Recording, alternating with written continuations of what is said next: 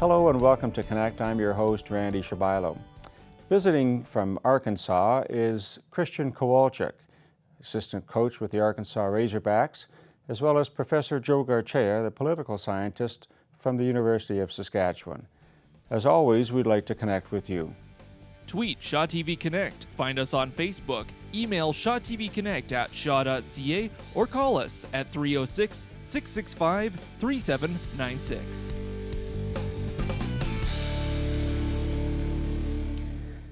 The days are getting longer and baseball may not be far away, and I've invited Christian Kowalchuk, who's here visiting family from Arkansas.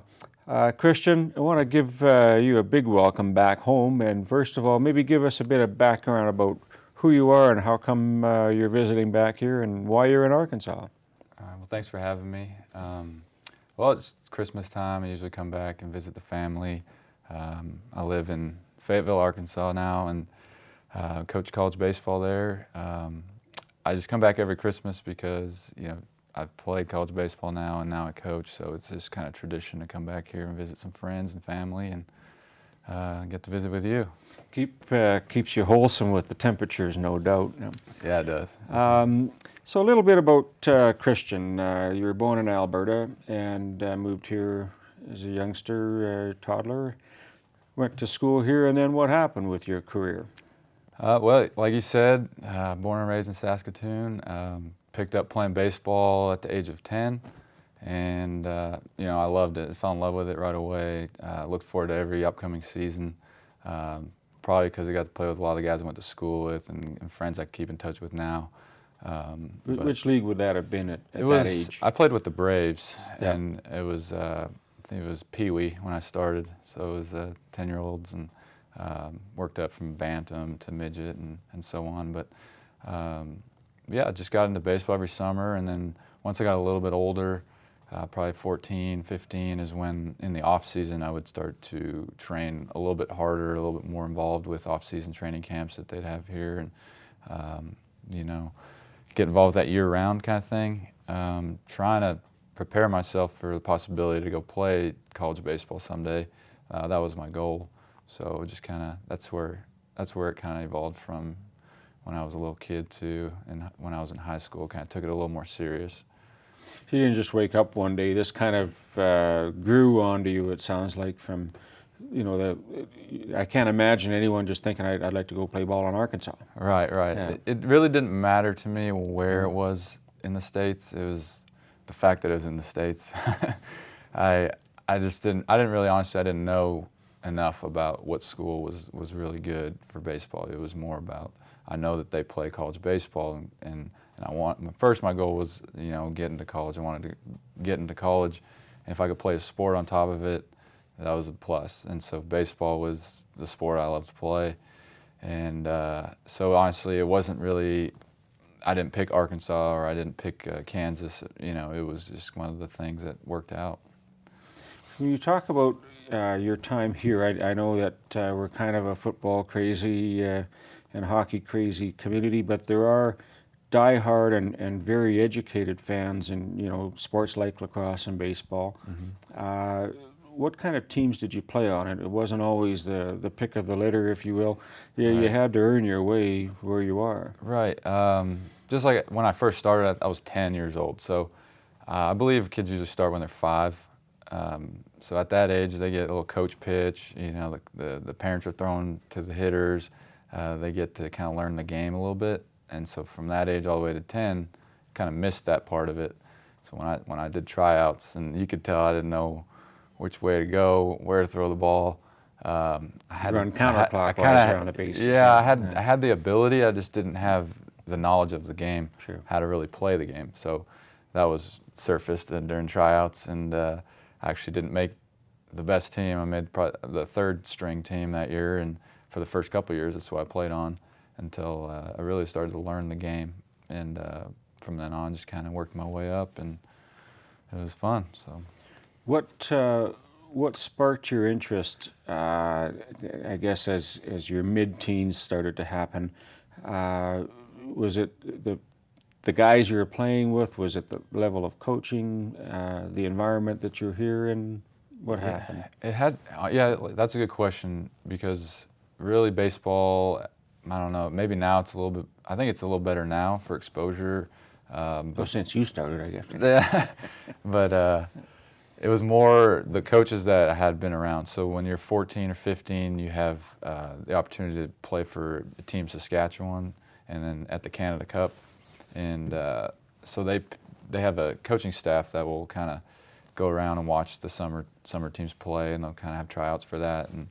And those guys, they have experience with some of the players before me that they sent them down to the States and things like that. So when they see you really like the game and you have some ability, and they kind of tell you, hey man, you keep working hard, you maybe have a chance to go down there and play. Kind of, you try and you're like, really, like I can do that. So you start focusing a little harder and doing all you can to maybe do that, put all your eggs in one basket, so to speak, at that age. When you're a kid, I mean, I suggest when you're a kid, you should play every sport.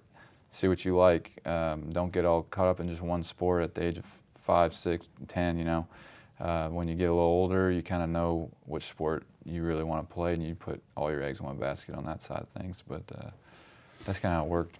When the nod came to go stateside, what was that like?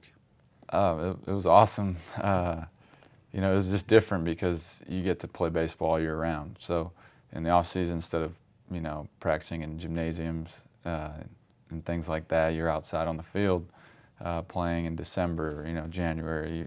You're able to develop your skills. You're playing with guys that are there for the same reasons as you.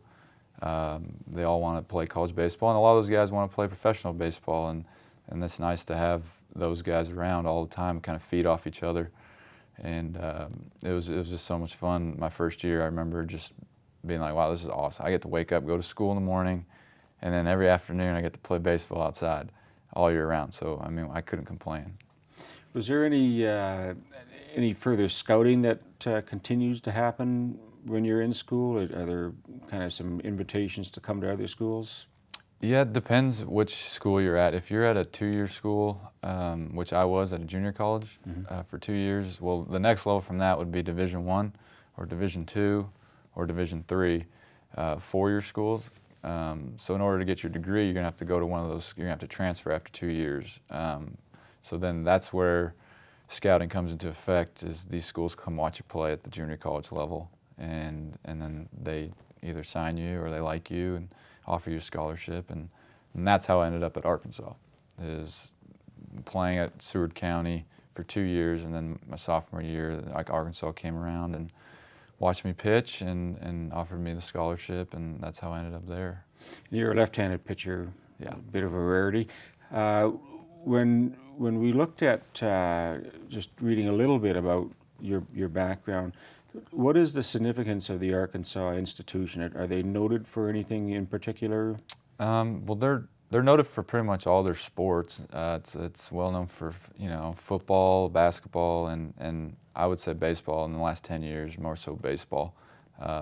They've been to a regional in the last every year for the last 10 years, which I don't think any other SEC school has done that. So their reputation is pretty good on that part of things. They're in the SEC conference, which that is probably the top conference in the country for every sport as well. You got all your main schools, like Alabama football, they're always ranked, LSU, Kentucky. It's a really competitive league, and so there's a lot of competition in recruiting.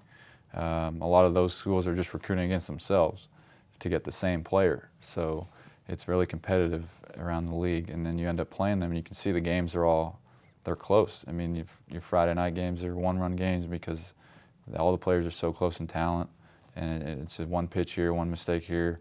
It makes a difference in a win or loss. So it's fun. It's fun to be in that league.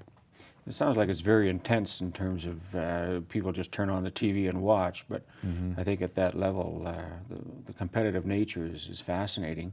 Yeah. When we look at the size of the university and the campus, how many students would it have roughly? It has about 25,000 students, so it's pretty big.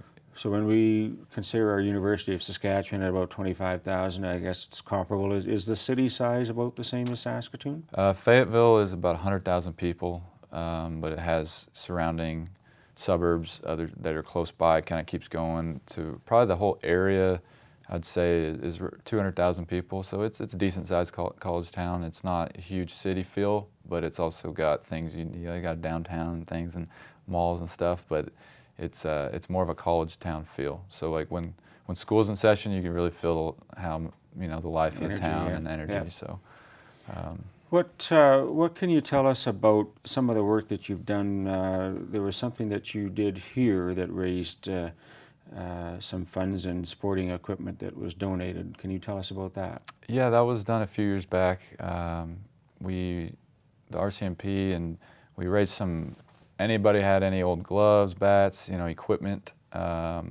We did a donation for kids that don't have, equipment for baseball. Try and get them involved in the game by donating some. I mean, here's a glove, and then maybe they'll go play catch. So maybe they'll like it. Maybe they'll get interested and want to play. So that was really successful, and my dad helped out a lot with that. He got involved when I was away, and we all kind of tried to communicate. And I was in the States, and he was here, and he was kind of doing all the networking. But I was just happy that went as good as it did. What can you tell any of those viewing that are maybe younger than you, and some of those parents and grandparents watching, in terms of a message from your past that would help us with children and coaching and so on? Since I've kind of turned the page and become a coach now, the biggest thing I want to do is get kids involved in the game of baseball, or just kind of maybe anything sport, some type of passion. It doesn't have to be baseball, but my message would be find out something that you want to do and go for it. And instead of wasting your time watching TV, getting involved in all this stuff that will not get you really anywhere, go out there and do something productive, and you'll feel better about yourself. And just want to reach out to kids that are they have some talent and they don't even know it, and they could go out there and make something, go to college. You can get a scholarship and you can get your school paid for, things like that. If you don't think you can do it, there's always ways you can get stuff done. And my message would be, don't give up, go try and do something. So to that end, something's coming up next month in January in La Ronge. Right. What about that? Well, we have a one-day camp in La Ronge, and it's free, so it's for kids that probably can't afford to pay for a camp. It's open to any kid, but it's based around it's free because it's going to be me, it's going to be Greg Bronze, and a few other coaches from La Ronge over there, and we're going to put on an all-day camp for kids and try and instruct them. Maybe it's probably kids that really haven't played baseball yet, so we're going to try and get them involved, teach them a few things, and maybe for the next coming season they'll get involved and start playing. And I'm probably just going to try and share my experience with them and their parents and try and get them involved. And more on the way. Christian, I can't thank you enough. I just find this just an amazing interview. I really appreciate your time today. Thank you for having me. I appreciate it. Thank you. We'll be right back.